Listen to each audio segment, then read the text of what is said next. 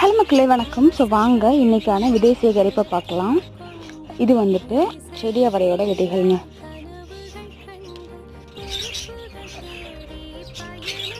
அடுத்ததாக மயில் மாணிக்கம் செடி இருக்கு இல்லையா, சிவப்பு கலர், அதோட விதைகள்.